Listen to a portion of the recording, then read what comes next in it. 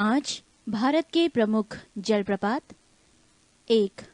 जलप्रपात जोग या गरसोप्पा, स्थिति शरावती नदी, ऊंचाई 255 मीटर। 2. येन्ना, स्थिति नर्मदा नदी, ऊंचाई 183 मीटर। 3. शिव समुद्रम, स्थिति कावेरी नदी, ऊंचाई 90 मीटर। 4. गोकक, स्थिति गोकक नदी, ऊंचाई 55 मीटर। 5. पायकारा, स्थिति नीलगिरी क्षेत्र, ऊंचाई लिखी हुई नहीं गई है।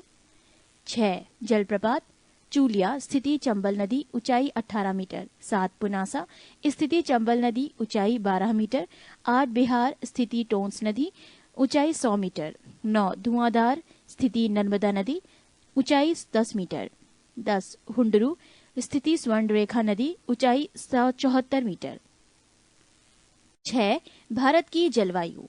जलवायु किसी क्षेत्र में लंबे समय तक जो मौसम की स्थिति होती है उसे उस स्थान की जलवायु कहते हैं। भारत की जलवायु उष्णकटिबंधीय मानसूनी जलवायु है। मौसम किसी स्थान पर थोड़े समय की, जैसे एक दिन या एक सप्ताह की वायुमंडलीय अवस्थाओं को वहां का मौसम कहते हैं। भारत में मौसम संबंधी सेवा सन 1875 ईस्वी में आरंभ की गई थी। तब इसका मुख्यालय शिमला में था। प्रथम विश्व युद्ध के बाद इसका मुख्यालय पुणे लाया गया। अब भारत के मौसम संबंधी मानचित्र वहीं से प्रकाशित होते हैं। भारतीय जलवायु को मानसून के अलावे प्रभावित करने वाले दो प्रमुख कारक हैं। 1. उत्तर में हिमालय पर्वत, इसकी उपस्थिति के कारण मध्य एशिया से आने वाली शीतल हवाएं भारत में नहीं आ पाती हैं।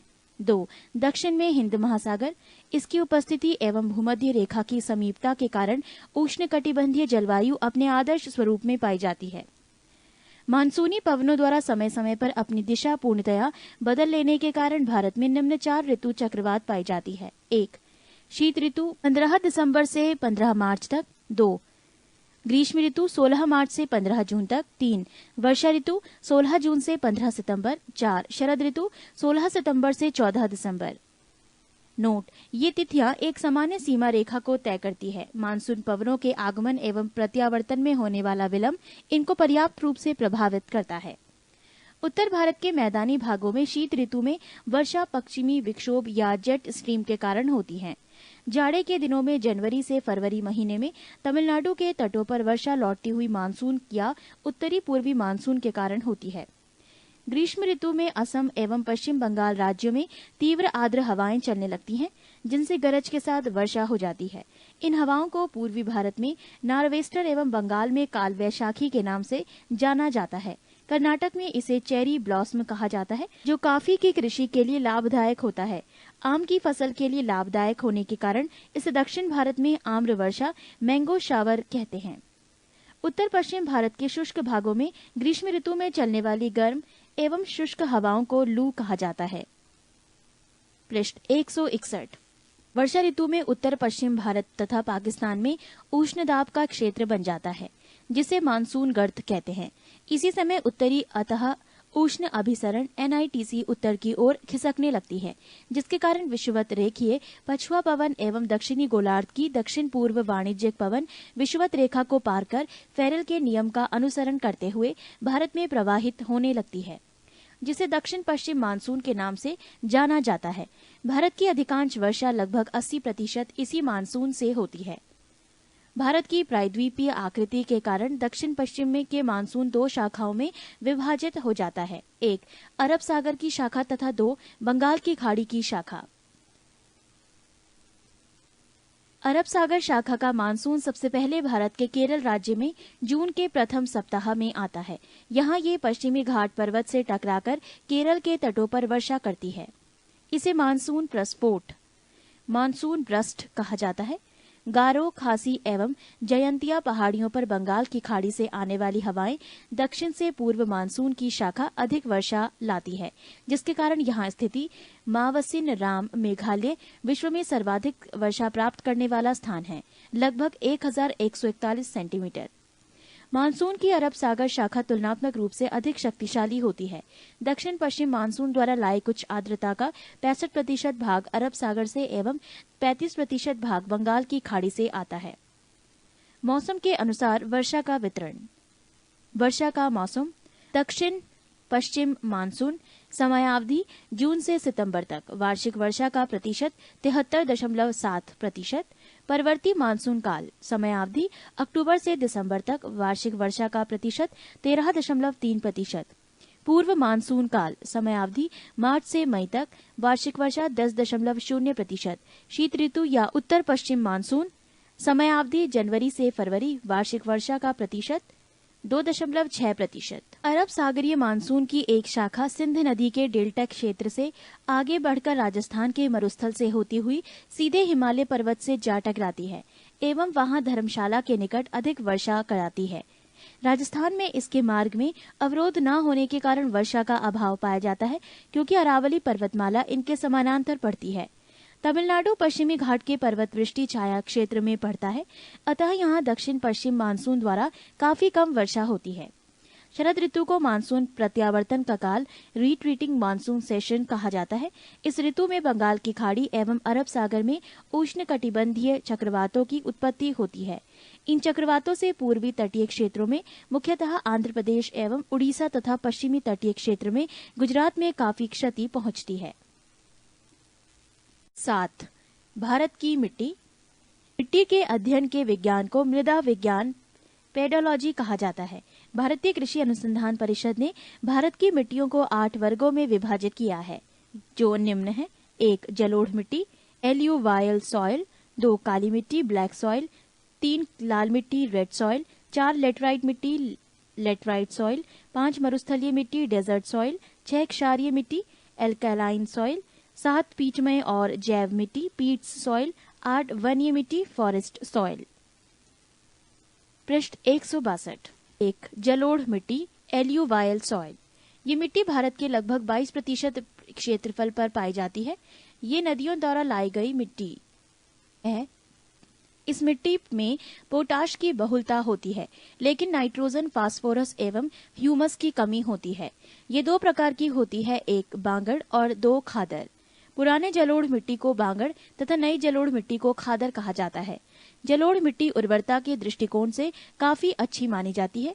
इसमें धान, गेहूं, मक्का, तिलहन, दलहन, आलू आदि फसलें उगाई जाती हैं। 2. काली मिट्टी ब्लैक सॉइल। इसका निर्माण बेसाल्ट चट्टानों को टूटने फूटने से होता है।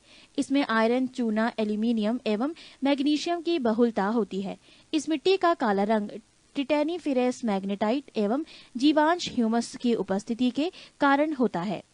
इस मिट्टी को रेगूर मिट्टी के नाम से भी जाना जाता है। कपास की खेती के लिए यह सर्वाधिक उपयुक्त होती है, अतः इसे काली कपास की मिट्टी ब्लैक कॉटन सॉइल भी कहा जाता है। अन्य फसलों में गेहूं, ज्वार, बाजरा आदि को उगाया जाता है। भारत में काली मिट्टी गुजरात, महाराष्ट्र, मध्य प्रदेश के पश्चिमी क्षेत्र, उड़ीसा के दक्षिणी क्षेत्र, कर्नाटक के उत्तरी जिला, आंध्र प्रदेश के दक्षिणी एवं समुद्र तटीय क्षेत्र, तमिलनाडु के सलेम, रामनाथपुरम, कोयम्बटूर तथा तिरुनेलवेली जिलों एवं राजस्थान के बूंदी एवं टोंक जिलों में पाई जाती हैं। 3. लाल मिट्टी रेड सॉइल। इसका निर्माण जलवायविक परिवर्तनों के परिणाम स्वरूप रवेदार एवं कायांतरित शैलों के विघटन एवं वियोजन से होता है। इस मिट्टी में सिलिका एवं आयरन की बहुलता होती है।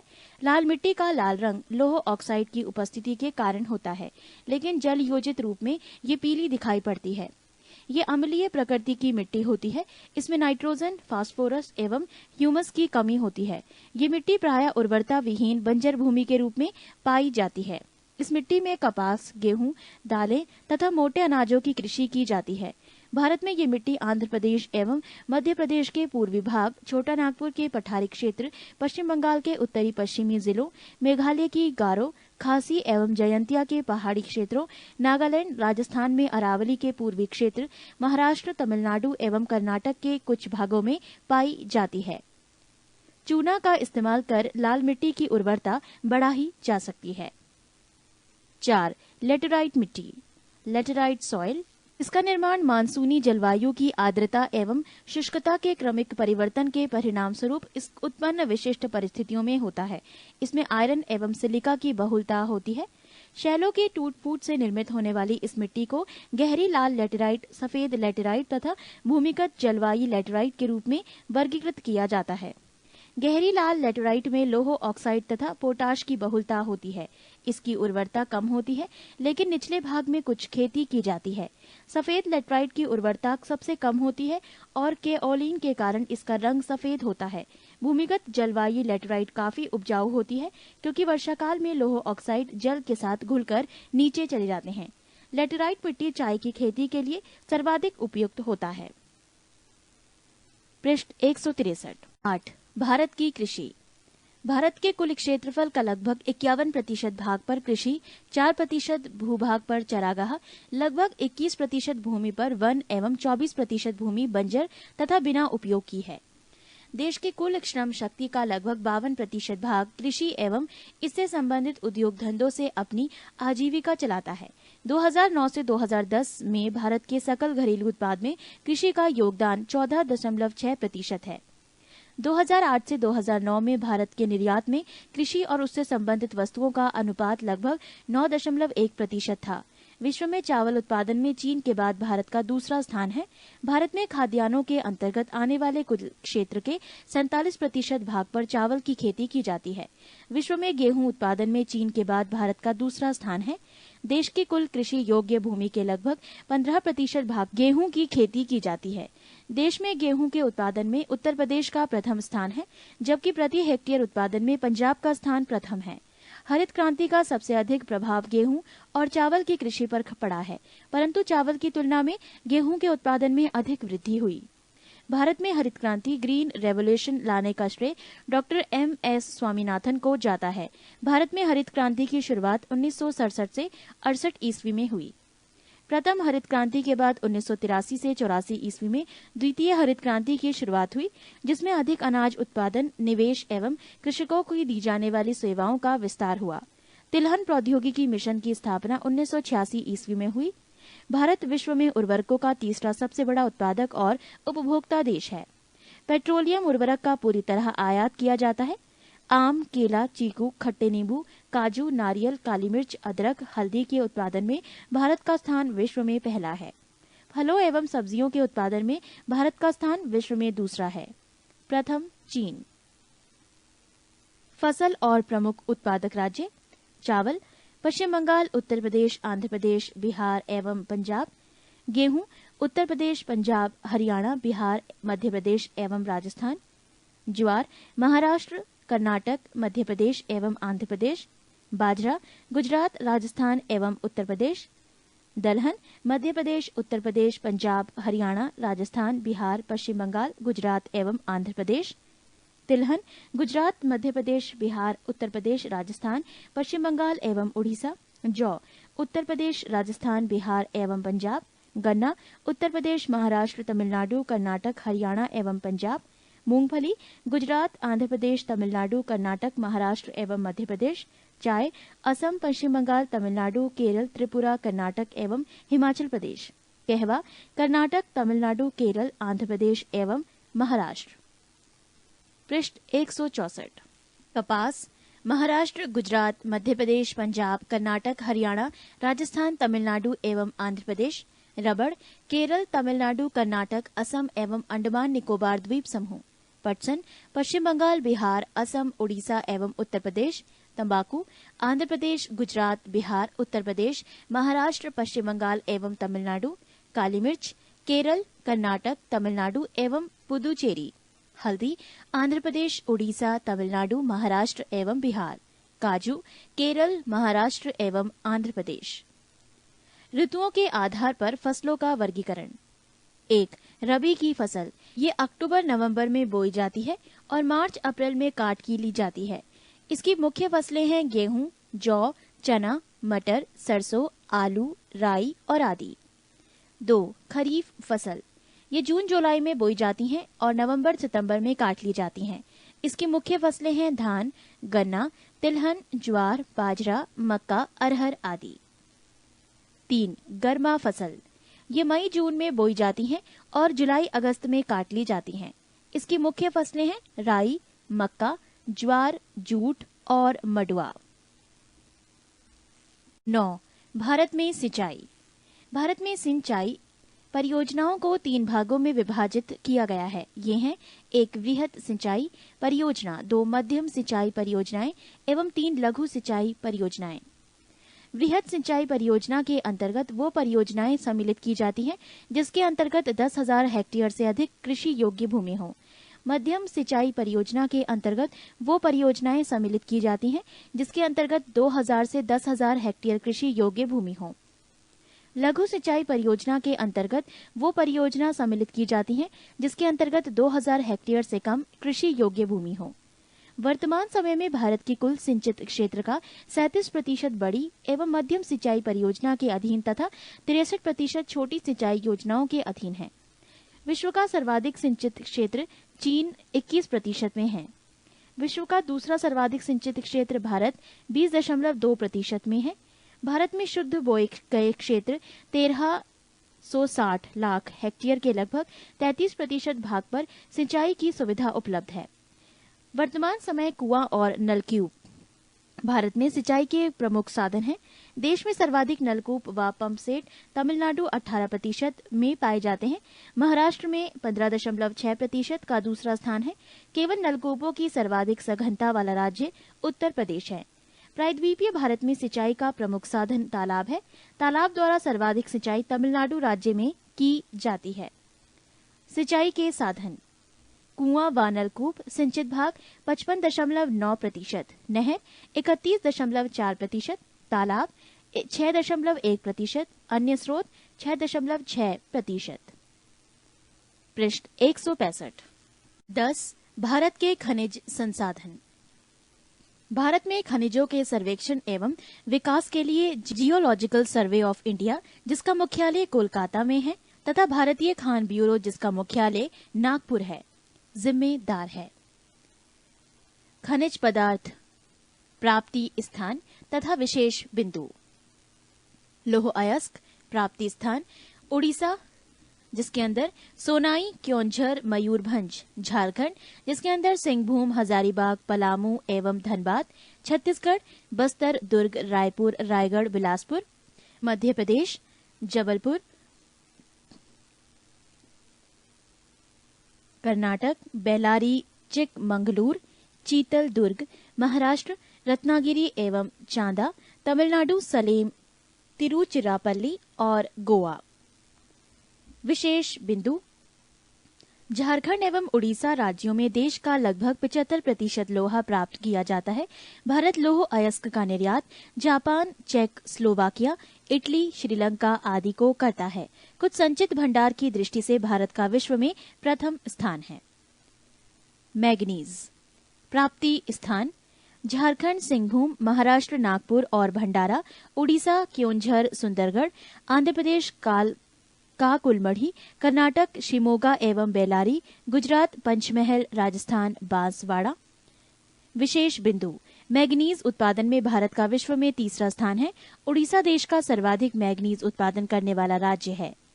कोयला प्राप्ति स्थान: झारखंड, धनबाद, सिंहभूम, गिरिडीह, पश्चिम बंगाल, रानीगंज, आसनसोल, छत्तीसगढ़, रायगढ़, उड़ीसा।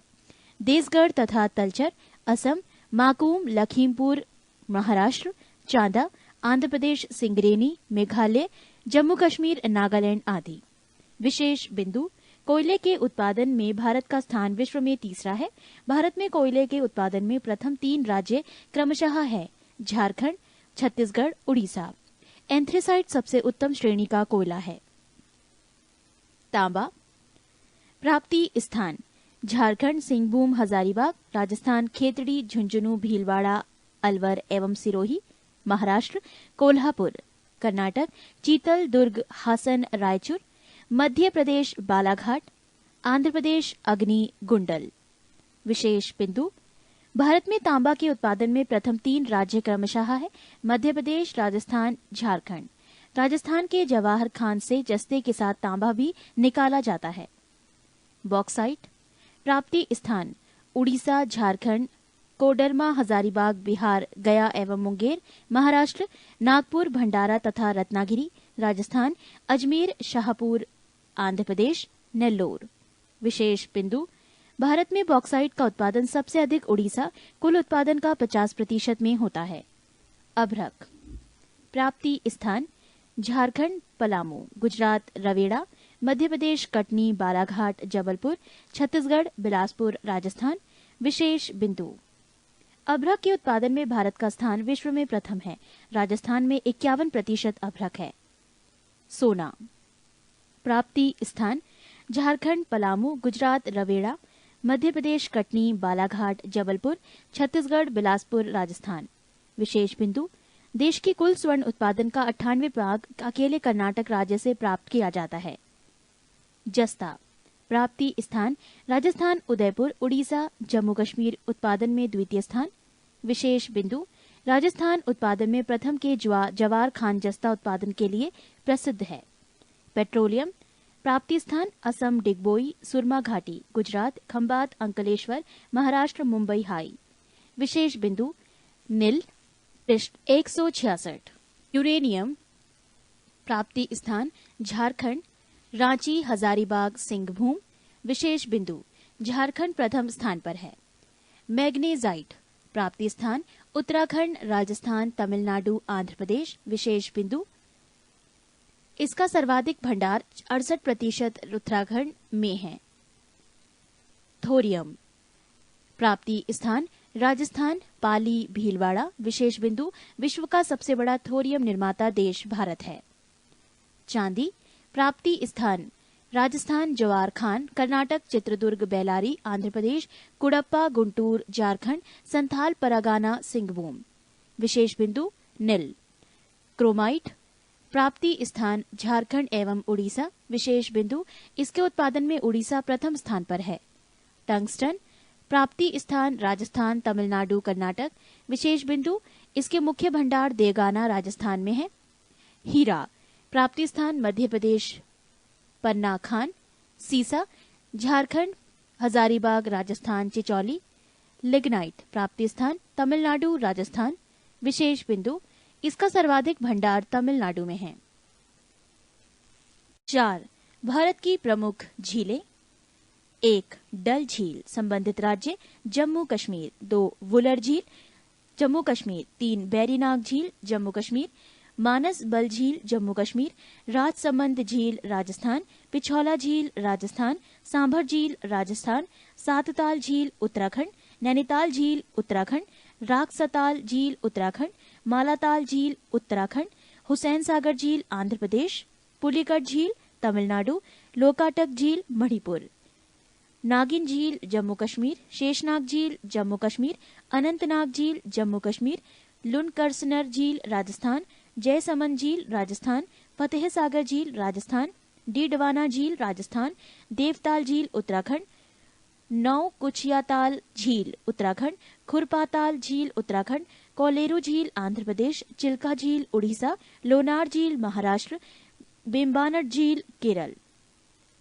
भारत की सबसे बड़ी तटीय झील चिल्का झील उड़ीसा है, जो खारे पानी की एक लैगून झील है। यहाँ नौसेना का प्रशिक्षण केंद्र भी है। भारत की सबसे बड़ी और सबसे अधिक खारे पानी की झील सांभर झील, राजस्थान है। भारत में सबसे बड़ी मीठे पानी की झील वुलर झील, जम्मू कश्मीर है। भारत की सबसे बड़ी कृत्रिम झील गोविंद सागर झील पंजाब के रोपड़ जिले में सतलज नदी पर भाखड़ा नागल बांध से निर्मित हुआ है। बालसन, पहाड़ियों से घिरे अभिकेंद्रीय अपवाह वाले विस्तृत समतल गर्त को बालसन कहते हैं। प्लाया, चौरस सतह तथा अनप्रवाहित द्रोणी वाली इस छोटी झीलों को प्लाया कहते हैं। इसमें वर्षा की पानी जमा होती है, परंतु जल्दी ही भाप बनकर उड़ जाती है। पृष्ठ 160। सांभर एवं डीडवाना थार मरुस्थल के पूर्वी सिरे पर खारे पानी की झील है। सांभर झील बालसन का, डीडवाना झील प्लाया का उदाहरण है। भारत में सबसे अधिक ऊंचाई पर स्थित झील चोलामू झील, सिक्किम है। महाराष्ट्र के बुल्ढाना जिले में स्थित लोनार झील ज्वालामुखी उद्गार से बनी झील है।